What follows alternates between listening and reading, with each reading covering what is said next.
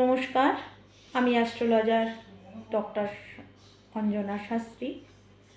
আজকে আমি আলোচনা করব আমার কাছে অশান্তি নিয়ে আসে প্রায় বর্তমান সময়ে আমাদের কাছে তার পারিবারিক সমস্যা, হাজব্যান্ডকে নিয়ে অশান্তি, মেয়ের সঙ্গে জামাইয়ের বনিবনা হচ্ছে না, অশান্তি সারাক্ষণ লেগেই থাকে। এক্ষেত্রে একটা সুন্দর টোটকা বলবো।